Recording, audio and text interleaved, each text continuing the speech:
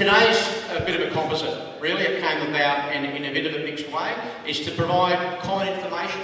It was to really importantly provide a platform for the Carby people. That's why they spoke first, and that's why we didn't have any big, heavy pick on the time level, because that was really important. That's probably one of the most important parts of today. We're going to go across the issues of the development so that everyone understands.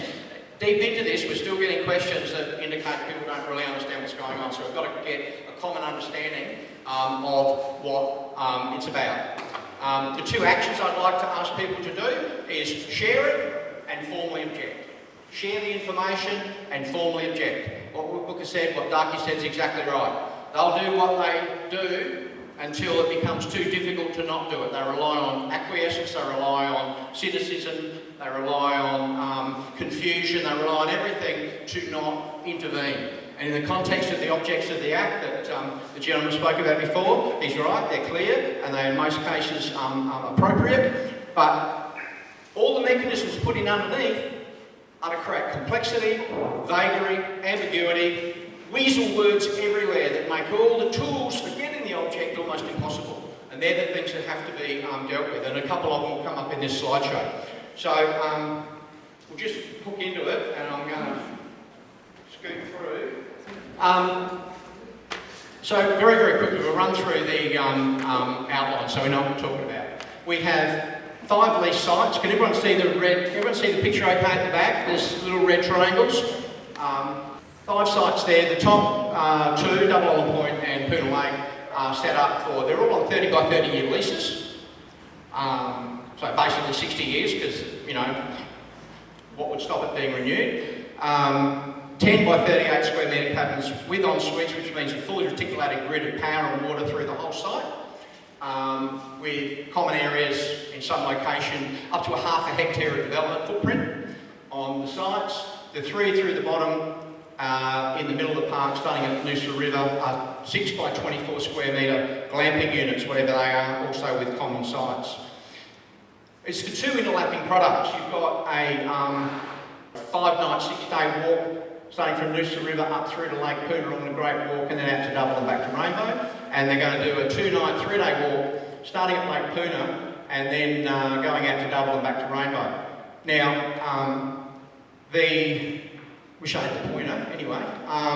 If you look at the little tail on the top left, you'll see, you see the, just here. I don't know.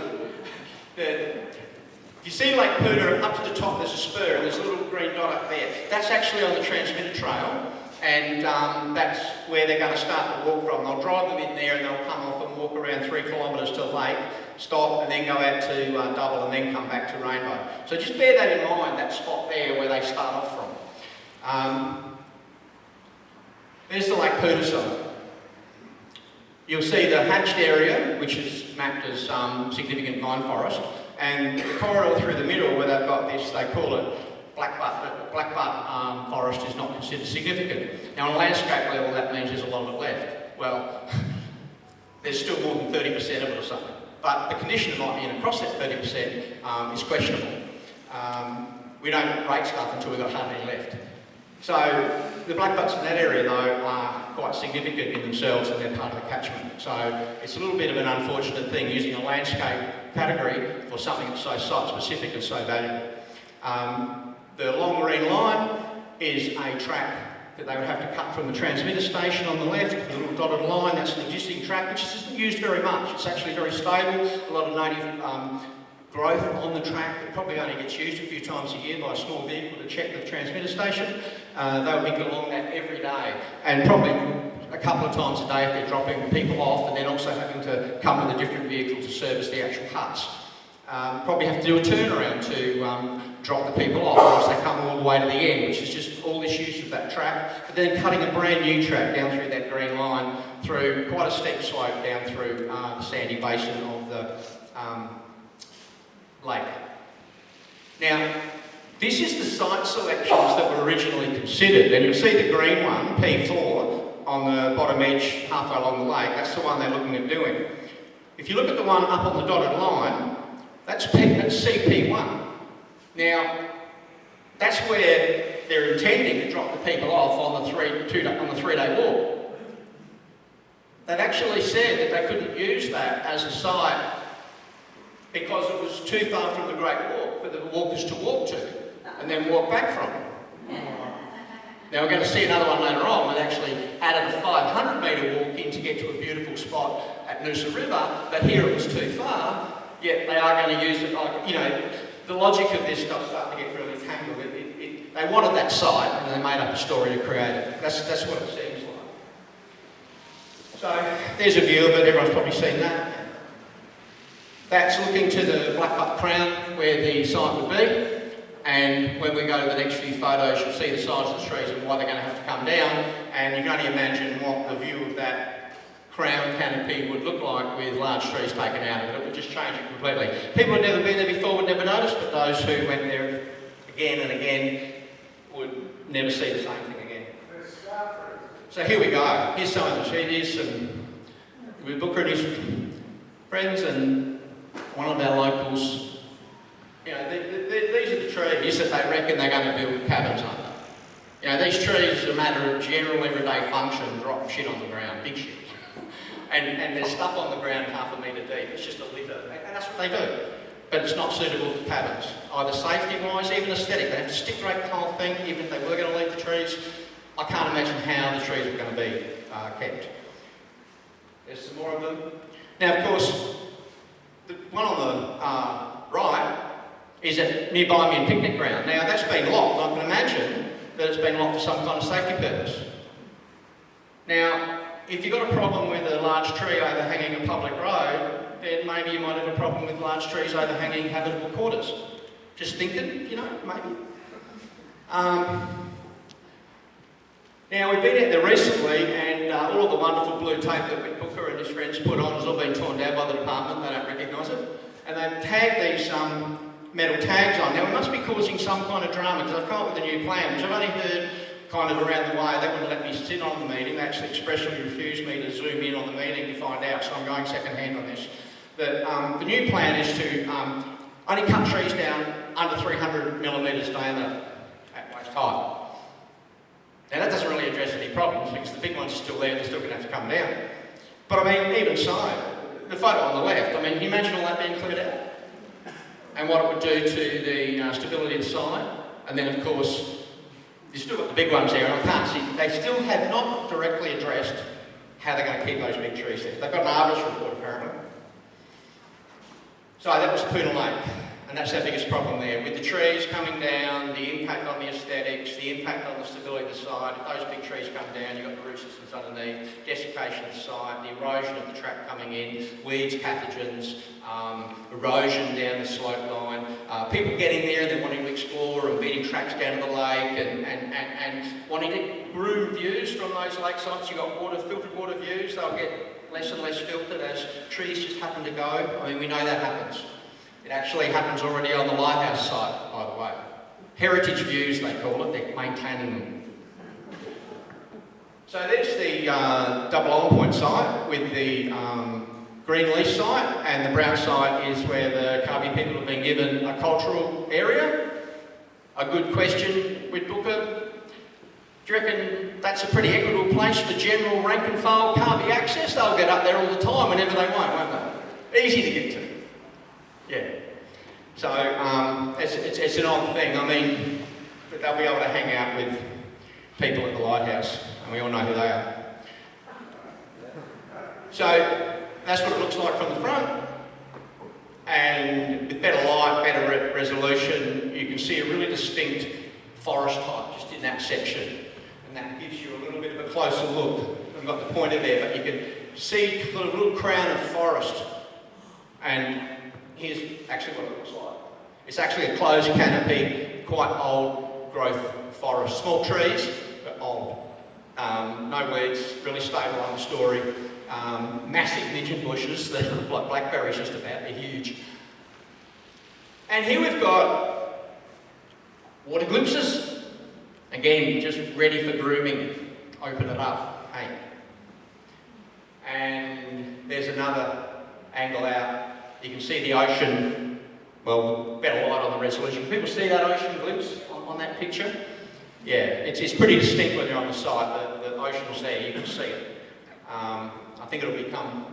And here we've got Noosa River site with campsite 3 at the top end of that little strip. Bottom end is the designated site, but they're going to move that. But we'll stick with this one for the moment. And you can kind of see where it would be on the other photo, just down from the lagoon there in that little thickened part. So the 500 metre trail, that's the vegetation on the site. And on the right here, that's the lovely little Noosa River Trail they're going to turn into a road so that they can service the cabins. Eco-friendly, obviously. You know, and 500 metres of that to get to that's what they want. This is called scenery mining. This is called finding the places that are really value added for your brochures and going there and getting a lease on it and owning it and doing what it takes to get there, including make up all sorts of crazy, ridiculous stories that your government officers tell you through letters and documents on the net, but refuse to sit across the table and talk to you about because they can't defend it. It's impossible to defend it. That's the pattern fens on the left-hand side there. Thanks, Phil. We stole that off your article. They're in the area across through to the adjacent side. Now, this is from the other angle. You can see side end. Noosa River campsite's on the right-hand side. This is the file trail coming in. Now, just as a benchmark, and similarly we said with the Poona site, that site halfway along the transmitter trail that they said they couldn't use because it was too far from the Great Walk, but they're going to use it anyway to do their 3-day tour. If you were serious about doing this kind of glamping thing, you can have 38 square metre cabins with en-suites, but you would put it in places like where it was on the transmitter tower. You would put it somewhere in this degraded area down here, right by an existing fire break. And if people don't think it's glamorous enough, well, next. You know, it's only 10 cabins. It's not going to be hard to fill, but it's about the price they want to hit people with a lot of money and make it glamorous. So, you know, there's been no scoping on the product with a democratic view to it. Now, the new site, if you can sort of, if you come from where it says site end, if you come across the heath, or across the fen, and you see the bush again, the new site they're talking about putting in that clump of vegetation there. It's still on the wrong side of the track. It's better than the other one. It's way better than the other one. But it's still right next to the fen because they still want that view. They don't want to be sitting in the bush, you know. Or do you want that? Why did they move it? That. 3 years they've been building all this. We've been moaning and groaning and trying to fight about this and getting nothing back. Flooded. Who would have thought? It's on a low sand ridge between the Noosa River and a fen, and we had a massive rain event and it flooded and went, oops, and they moved it. How many other things, like the trees, aren't they thinking about? Because they're after something so strongly, they're not looking sideways. They want this thing, like the monkey with his hand through the cage holding the banana. They won't let go of it, even though the tiger's coming at them. You know, they're just stuck on this thing that they want. It's just like a machine. It's got created from the top and it's come down and they're just all full bore motion. No one's got a reverse gear. No one's even got a steering wheel. Now, these two in the middle, don't know much about them. But again, there will be people here that know a lot more than me about these two in the middle. But again, you can see that there's extra tracks being built and again, it comes down to the scale and probably the type of client. This one actually doesn't look too bad on the face of it. It's right next to existing roads, whatever. Model site, best one of the lot. Don't know what they're cutting down to get there. Now here we get to the problem. We've seen a whole lot of nonsense there that just shouldn't happen. Trees taken away and you know, sites not located properly. Now the Nature Conservation Act was changed in 2013. Up until then this couldn't have happened. 1A, the use under the authority, this is the Chief Executive's power to make a lease in a national park for two purposes, a service facility or an ecotourism facility. Now I don't quite know what they mean by a service facility, I shudder to think, but it could be something legitimate, I don't know. But we get to the section, if the use for the lease is for an ecotourism facility, the chief executive is satisfied. He has to be satisfied. He personally has to be satisfied. How he achieves this satisfaction, we don't know, because he won't talk to us. The use will be in the public interest. These people are clever enough to know what that is without talking to the public. They deserve all the money they earn, don't they, to be that clever. It will be ecologically sustainable. Obviously the public interest is so important, they've listed it twice. And it will be ecologically sustainable. I mean, cutting those large black butts down in Cooloola is clearly ecologically sustainable. You didn't know that, I didn't know that, we don't know enough. We don't know how it is, but it is. And it will protect the land's natural condition and the protection of the land's cultural resources. Now, number 3 there, we'll get onto that in a sec, that's the cardinal principle. And it was couched under the Forestry Act back in 1959 and then carried over into the Nature Conservation Act in 1992. And it actually says in the Act, at point 2, at 1A, to provide the greatest possible extent for the permanent preservation of the area's natural condition and the protection of the area's cultural resources and values. That is the cardinal principle. That is what the object is. But we have that, this is where the gentleman talked about the objects of the Act being so important, but they give us all these crazy tools. A bit like saying the object's to open a paint tin. They give you $2 Chinese screwdriver. I shouldn't say that, but I remember my first Chinese screwdriver. I couldn't do anything with it. It was cheap. But like the tools they're putting in around it don't achieve the objects. You can't do it, so you end up with a legal battle.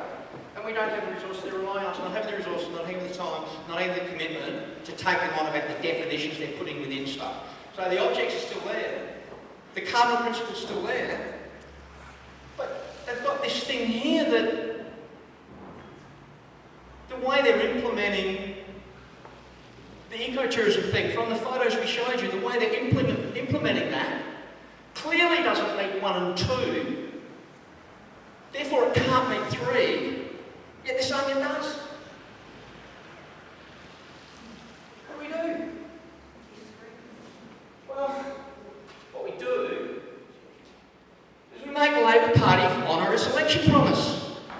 Twice. Once when they were trying to get into government, when they were in opposition, they promised to get rid of all the Newman government amendments. And they got in and they didn't do it. Instead, they started up a backroom committee with Brett Godfrey from the Australian Walking Company as the chair, who just happens to be involved in a whole lot of this stuff all around the country, opening up national parks for glamorous walking products. Just happens to have an association that way, and they thought it'd be useful to get in and see how we can do it in Queensland. And they did. And they created a whole package of policies that effectively allowed the Department of Tourism to become the lead agency in our national parks. The Department of Tourism is the lead agency in this program, and Queensland Parks and Wildlife Service are a service provider to the Department of Tourism. And this is the beginning of it, because that Nature Conservation Act allows to happen everywhere. They've got a plan for the Great Walks, but there's no certainty that it won't just keep going if it works. Now, again, we get to the crazy use of language. It says that Labor will ensure that national parks and protected area estate is managed in accordance with the cardinal principle. And then they say, and this is the key one, to avoid adverse impacts, Labor will ensure that intensive development required to support the appropriate and ecological sensitive use of national parks, i.e. the cardinal principle, is located outside of the boundary of national parks.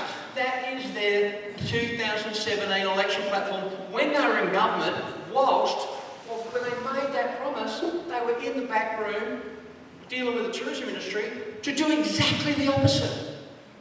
They made the promise knowing they're going to break it. They made the promise to get votes, not to fulfil the promise. This is what we're working with. This is tragic. Really is tragic. So, that's the simple answer, to make them honour their promise, get that ecotourism component out of the Nature Conservation Act, because it is not consistent with the cardinal principle, and it relies on the goodwill and due diligence of public servants and politicians, and we're finding that lacking. So they can't have the temptation or the responsibility to deal with something they can't use. It's got to come out of the Act. It's got to come out of the Act if we're going to have national parks as we've known them. So another aspect that's really important here, above all that, is that there's just no requirements for public notification, consultation or scrutiny. Now, they don't have it. With Booker's description of what's happening with the applicant, he's actually breaching rules that are written. These guys don't even have any rules that make us talk to us, which makes it even harder. Advice that Sandy Bolton got back and sent it with an email that she went and got some information, she carried it back, and the department told her that government stated it did not have to consult, and hence we found there were no consultation requirements they had to meet to ensure what they did undertake was sufficient. They don't have to make sure they're being sufficient because they don't have to talk to us about it. That's what they said. Rubbish. And there's directly to us from the department regarding a particular lease, but very similar, because a whole bunch of glamping units popped up on Habitat at a later point. Okay, well, you know, that's inside the national park now. It's a bit of an anomaly because it predates the national park by a little bit and the parkland around it, but still it's a lease under similar conditions, same frameworks. No requirement for formal community consultation requirement in relation to transferring a term lease or seeking approval for development within an existing term lease. So if we have 10 cabins at Double Island Point, they could become 20, become 30, become 40, and you'll only know if you stumble on it. There's no need for anyone to ask you about it, no need to notify you of it, no need for consent. They just do it because, as we found out, the chief executive knows how to do all this stuff and knows what we want. It's so patronising, it's just remarkable. Now, just another aspect of the notion of this, the scale of it, the character of it, but also the lack of scrutiny of it. The government's rolled out this logic about, well, we need these things because the Great Walk's only getting 2,500 people along in a year. Now, it costs them nothing to do much. It's pretty cheap development. 2,500 people along. And remember, it's closed for a few months of the year because of fire restrictions. So let's say it's open for 9 months. So 2,500. The figures on that, to get 2,500 people in a limited season, you're looking at 9 a day to set off, which means for any 6-day cycle, you've got 55 on the walk. So if you're walking along there and you're going to walk past 55 people with a fair bit of gap, you're going to get a sense of being there by yourself. If we take their 17,500 as a real policy platform and not just a cheap excuse to justify something that's not justifiable, and it could quickly become a target, 17,500 means there's 383 people on the Great Walk any given 6-day period. At any given moment, there's 383 people on the Great Walk. So it's suddenly a different experience. It's a conveyor belt. And then those extra people, the sheer number with the probability of incident, the type of person, because you bring in people in that want luxury and they're not going to put up with any kind of, inconvenience. Maybe people that are drawn along would be a bit beyond their fitness level, I don't know. Suddenly, how many helipads do you need along there for emergency evacuations? How much extra fire and how much extra safety management you need right through this middle of the park to keep those extra people safe? Because suddenly they're becoming a socio-political, economic, political lobby group. And of course, the corporate vendors who are relying on those have a strong ear of government. We've already seen they'll be lobbying governments to changes to enhance their visitor experience. So it's just this, lack of character, lack of scrutiny, lack of any kind of measurement system to look at what are we trying to have in the park. It just all seems to be like we saw with campsite 3. We're going to do this. Oh shit, it flooded. Who would have thought that could have happened? There's just no thinking about where these ideas are taking everyone. It's just crazy. But I guess the people making the decisions never go there, so they don't care. Just a simple list of why you want to keep these things out of national parks. And they're all pretty obvious. The ones at the bottom are particularly important though. What's that? Just go back to the slide before. Sorry for interrupting. Is that one there? Based on those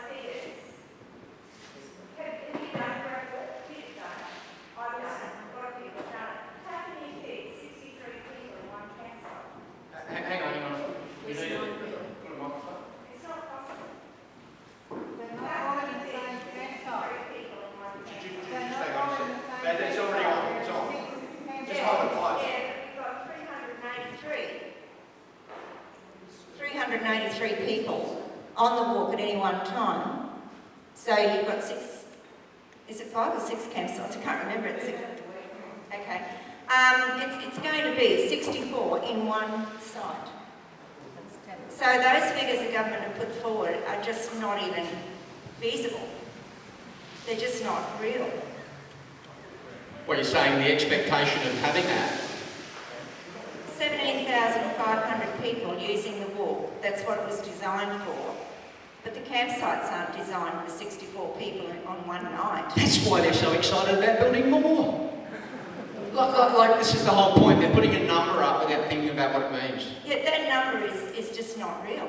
But you've got to be careful because it can become a number and it could become a target. If that target gets accepted and then it validates other things they want, suddenly it will be a target. Then we need 35. Think about 64 people, 64 tents, just what area that, and the space they've got for the camps as they are now. I'm with you, I agree. Sorry, I just yeah. It's just ridiculous. Yeah. So, just the ones at the bottom are particularly useful.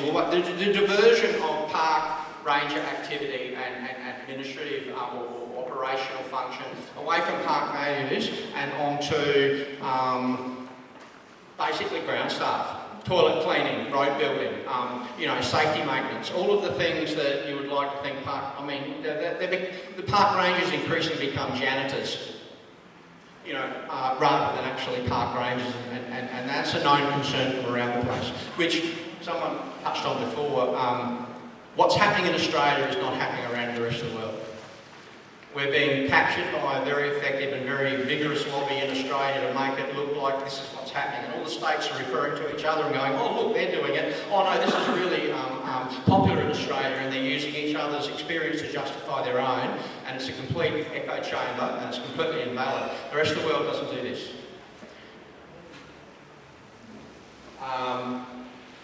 So that's these last 2 slides came out of Peter Ogilvy's slides. He would have talked about this in some detail. I'm just trying to catch up on that.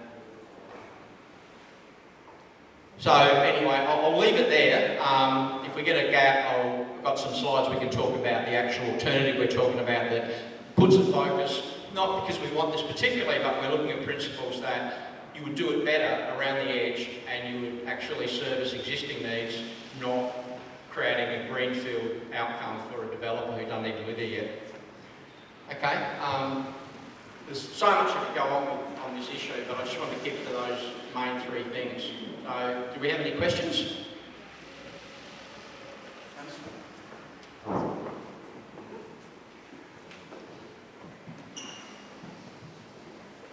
Some years ago, I did a walk in Yosemite National Park in the US.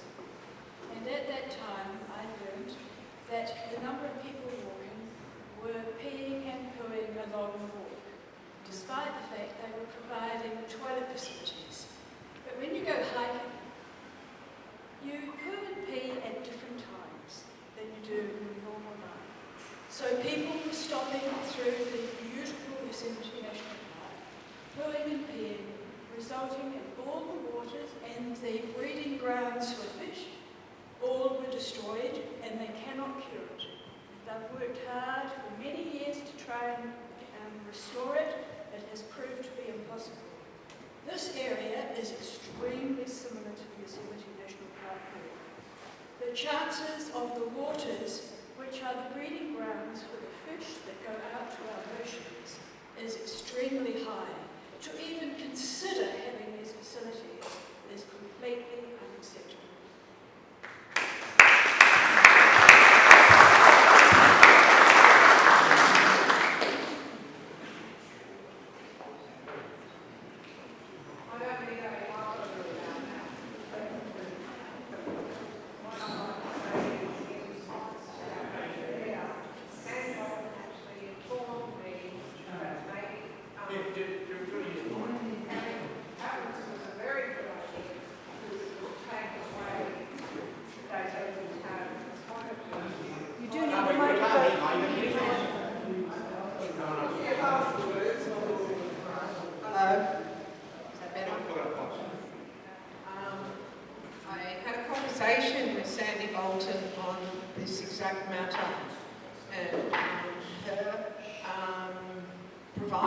was that because cabins are a good idea, that there would be toilet facilities there, and even though there would be a lot more people travelling the course of that Great Walk, they would be sanitised.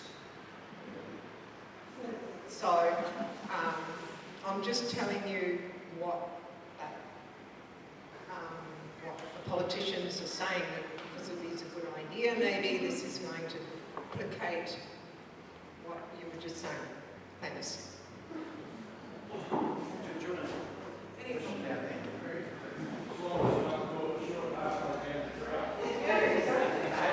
So long as you're not caught short halfway at the end of the track.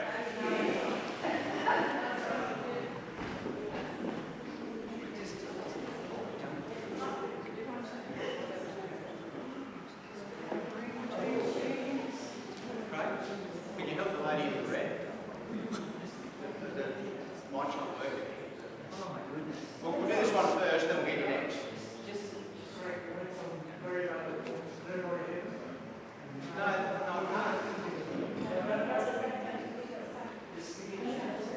When you're asking a question, unmute the mic while it's in transit. When you've got the mic, I turn it up. Oh, it's happening up here. We're all single people. We're not. Okay, who's first?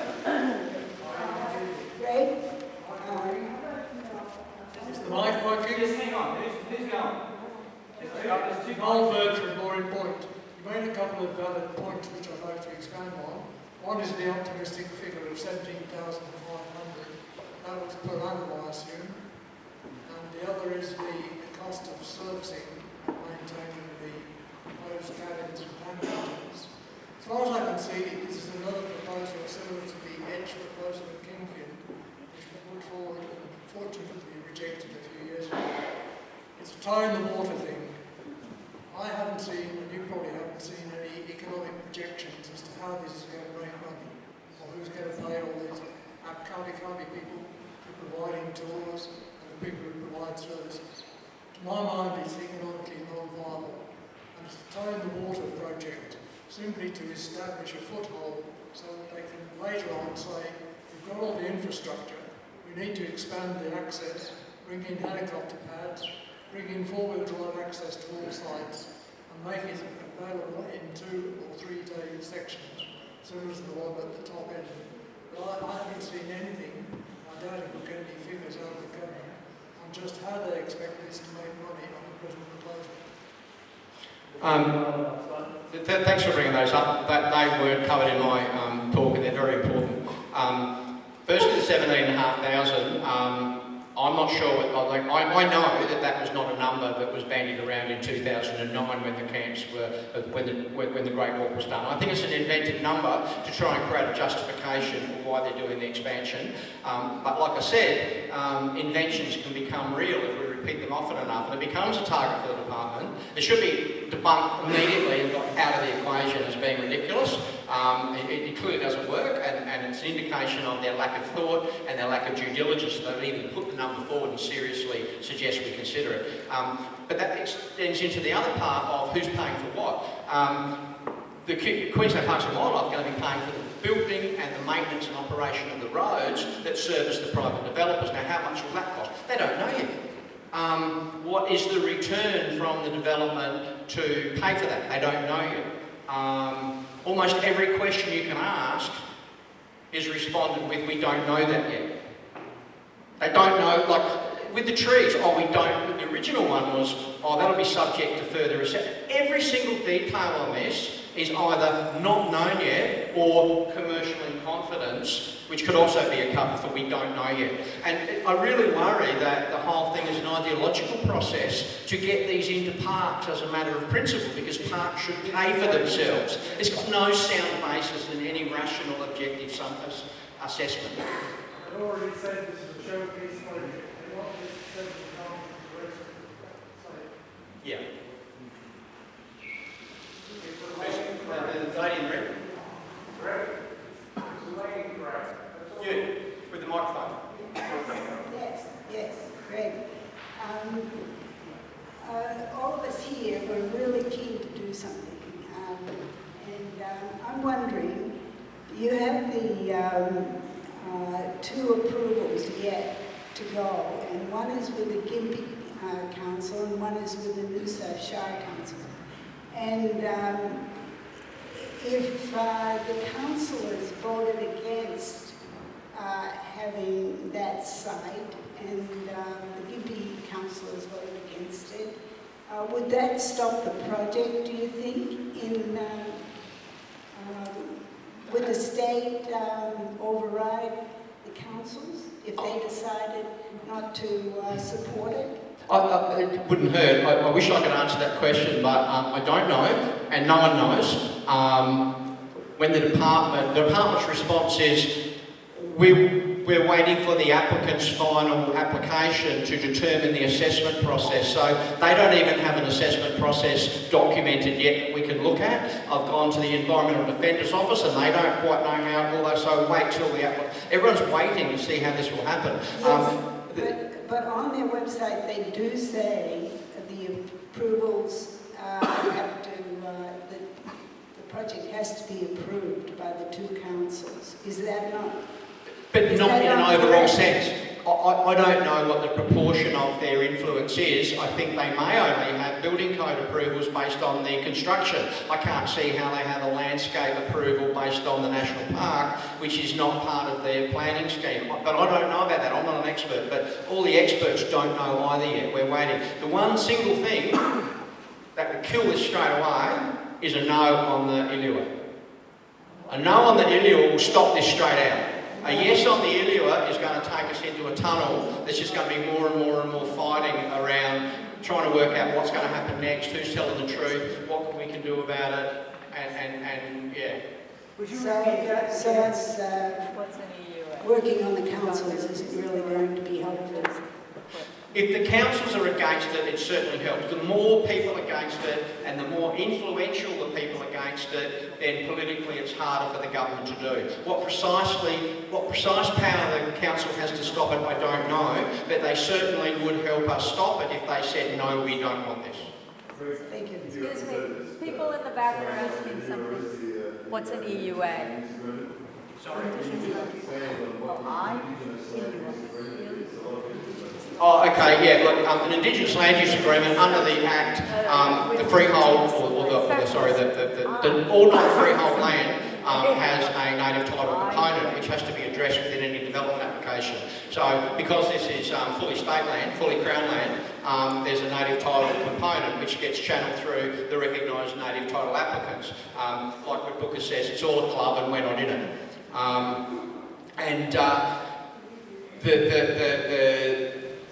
The idea that there's an Indigenous land use agreement because this development's all about the Kavi is a misleading falsehood.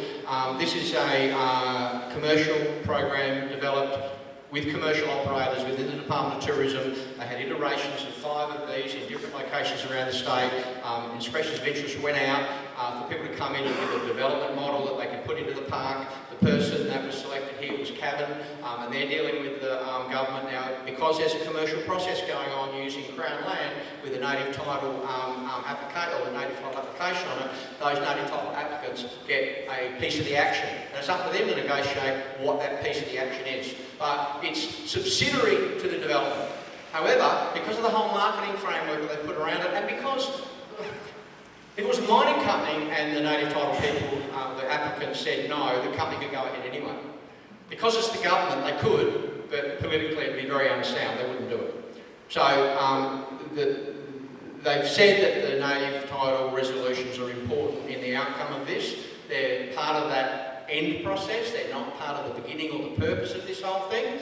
But it would be difficult, I'd say impossible for the government to move politically with it if the ILUA, the Indigenous Land Use Agreement, returned a negative. But that's out of our control.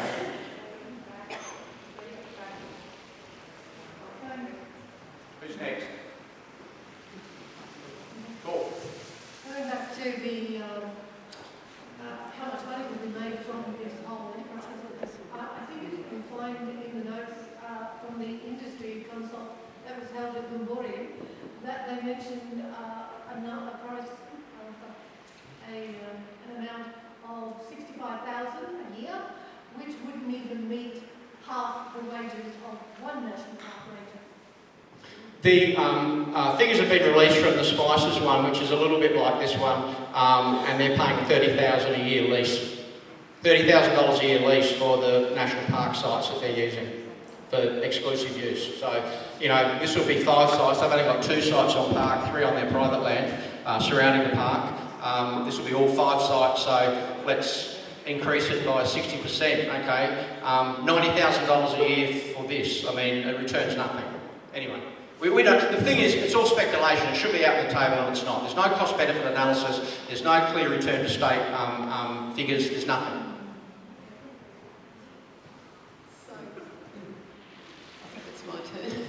I'm Linda Tate from Cooloola Coast Care. I just wanted to say a couple of things about the capacity profitability calculation first of all. It's my understanding that that figure of 17,500 is 12,000 capacity for the public walk and 5,500 for the cabin walk for the Great Walk Ecotourism project. So that's a relatively small number of the high-paying walkers. Now, regarding the profitability and the amount of traffic that would be required to service that number of people, we've asked Des repeatedly for estimates of how many truck movements, how much water, how much diesel from generators, and we're always told that those details aren't available. But we were told in our last online meeting with Des, because we were questioning the efficiency of the solar systems working underneath those blackbutt trees at Hood Lake, how often the diesel generators would be used. And we were told that traffic along the Great Walk would be regulated to allow the solar systems to recharge the batteries. So as well as not going on fire periods, we can't go when it's really cloudy. Which sounds so wonderful, doesn't it? Now, I looked at Cabin's website last night, and in the information that they give to people who want to host a cabin, they say they aim for 90% occupancy of their cabins. So that's their current business model. And that, to me, seems completely inconsistent with allowing the solar panels to work under the blackbutt trees. And the other thing is, relevant to the council approvals, we've been told that there would be a consultation process for the approvals required from Gympie Regional Council, but not from Noosa Council. There would be no consultation for that, presumably because it's glamping tents versus cabins. That's just what we've been told. And that would reinforce the idea that the council permission is only around building code elements. If that's the, then it'd be just down to simple building code approvals, nothing to do with land planning issues. Yeah. Oh, hello. I was just wondering, who's the actual applicant who's applied to the Chief Executive for approval? Is it Cabin? This is again, the state government was the proponent of the federal government referral for the environmental assessment under the Environmental Biodiversity Protection Act, which means they're the developer. The government's the developer. The government hatched this, created the framework, they're the developer. They put out the expression of interest. They've selected what's effectively a subcontractor who's going to take the leases on. So, you know, we're looking at the proponent here, but it's not like where the government is trying to deal with a developer who's come along and wants to do something, like we've seen at Tudor Harbour, where you've got a developer who wants to use land, public land, to build a empire. This is state land being driven in a planning, in a development program by the state government. The state government is the proponent. Cabin's just I don't know, just coming to the table and having a feed, really.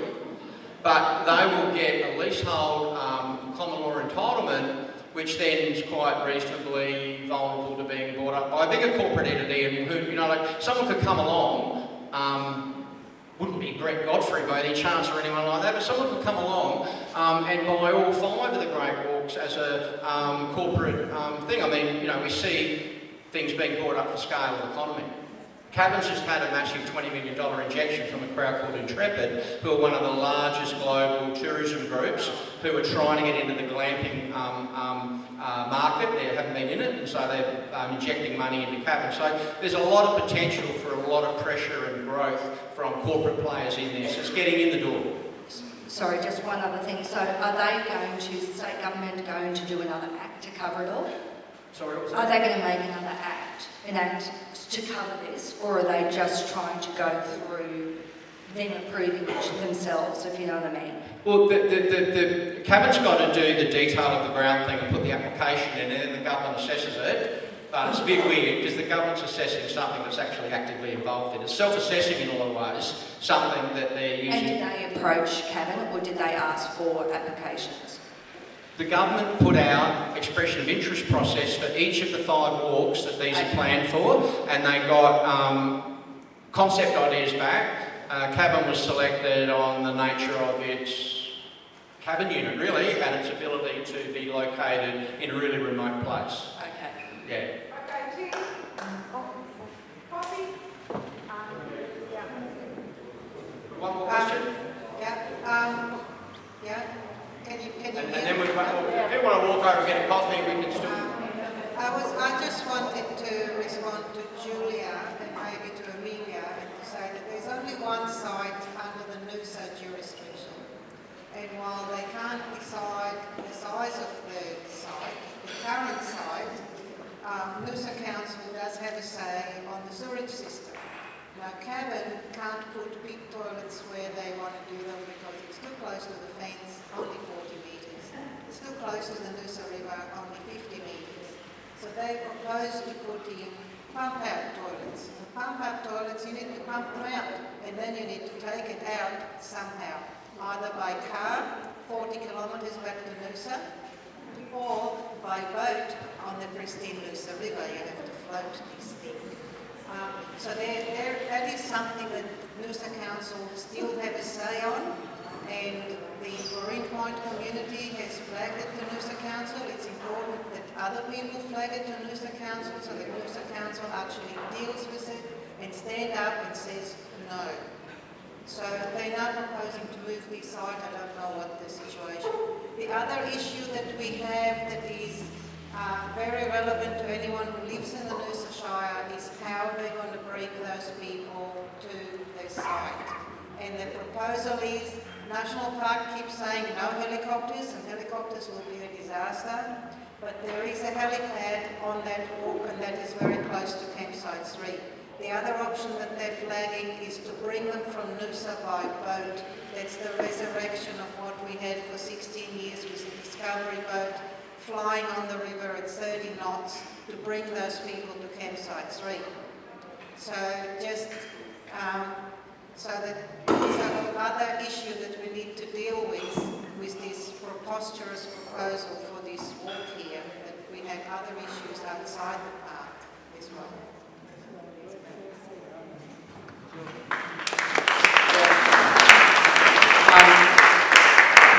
It indicates the complexity of the whole thing. We need 5 presentations in sequence just on the one thing to probably cover all of that, and we haven't quite set that up, but you know, that reveals an important part of the contingencies. The vehicles come with it. We can speculate on all the issues. The problem fundamentally is that every question we ask of that nature, there's no definition. How big are the trucks? What route's being taken? What's the cycle of emptying? If they're going to have holding tanks at Poona and Noosa River, how big are they? How big's the truck? No information. No information. And I guess, okay, they're waiting for the applicant to put that in and then they'll assess it. We just seem a long way down the track that, you know, the feasibility would be fundamentally dealing with those things up front. So, you know, the problem would be it would be made to be feasible by using the cheapest possible thing and then pushing it through. But then we've got the problem where it becomes a baseline and then someone will apply for something above that baseline. We're creating a new floor for the next application. That's the biggest problem.